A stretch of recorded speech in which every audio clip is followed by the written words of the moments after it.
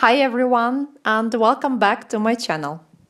I haven't made a video for my pre-intermediate and intermediate students for a while, so here it is. This video might be a little bit too difficult for beginners, but still I will try to speak not very fast and I will explain some difficult words. Okay, so today I want to share a short review of a very interesting book that I've recently read, The Inner Game of Tennis by Timothée Ґелвея. The Inner Game of Tennis is the title of this book. So it's like the name of this book, and inner means inside, something that is inside us. Timothée Ґелвея is the name of the author, so he wrote this book. And he's a professional tennis coach or tennis instructor. So he teaches other people how to play tennis. One of my students recommended this book to me, and I'm really glad that she did. Thank you, Nastya. At first, it may sound like just a book about sports, but it's much more than that. It's about learning, about our mindset, and it's about the way we talk to ourselves when we try to learn something new. And I want to show you how the ideas from this book can help you improve your English, and in a much easier and kinder way. Okay, so what is the Inner Game of Tennis about? Gallwey explains that when we try to do or perform something, there are actually two selves inside us. Self means I, or a part of me. So there are like two parts of me, two selves. Self one is the voice in our head that judges, criticizes, and tries to control everything. And self two is our natural ability. It's the part of us that already knows how to do things and how to learn new things without overthinking, without thinking too much. The problem is that self-one often gets in the way. We try too hard. We judge ourselves.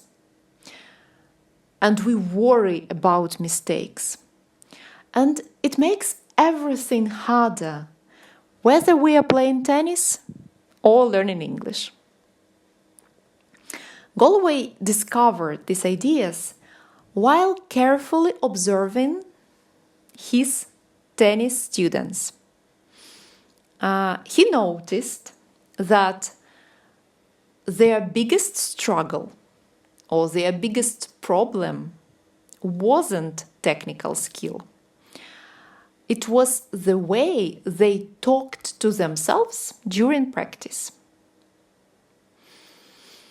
One of the key ideas of this book is this.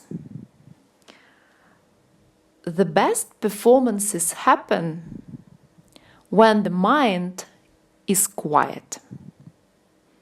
In other words, when we stop trying to be perfect and just observe and enjoy the process, we actually learn faster. And it's a huge shift. It changes everything. But very important, it's not about trying harder. It's about learning to notice, to observe, and not to judge. For example, you say something in English, and you notice that you made a mistake, okay? And then you think, that was terrible. I sound so stupid. That's self-one speaking. And it's not helpful at all. What if instead you did like this? Okay, I made a mistake. Can I try to say it again? Can I try to correct myself? Without any negative feelings. Okay, so how can it help you in your language practice? Let's say you are practicing speaking. Yeah, you say the sentence. You listen to yourself with curiosity and you think, doesn't sound right. Okay, there is something wrong there. Maybe I forgot to say S after he work. Okay, let me say it again. I can say he works. Oh, now it's correct. Or you're listening to English and you don't understand something. And instead of thinking, oh, my listening is bad, I will never learn this language, I always make mistakes. What if you thought, I didn't catch that. Can I hear it again? Or, okay, I don't know this particular word, but do I understand the message in general? Yes. So it's fantastic. And, this change in mindset is powerful. It creates safe space to learn. And when you feel safe and calm, your brain is more open to new knowledge.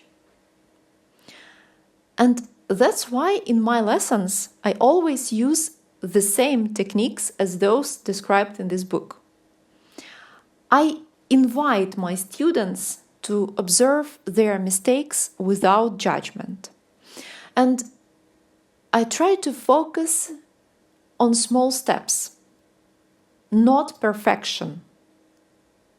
In general, I think that my goal is to help people trust their natural ability instead of forcing it, instead of pushing it. Okay, so there is one more very important thing that I encountered in this book. Just like people, and Gallwey noticed that people can learn to play tennis simply by observing their own and others' movements. They can see how other people play, and if they don't judge themselves, if they don't try to be perfect, their body knows how to copy these movements, how to learn to play. And just like people can learn to play tennis by observing others, in the same way, we can learn a language simply by listening to how other people speak.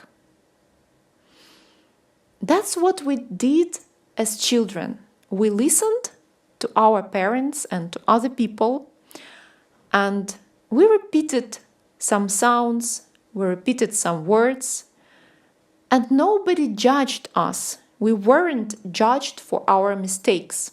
On the contrary, we were praised for our attempts. Our parents said, "Good job." And it's very different, yeah?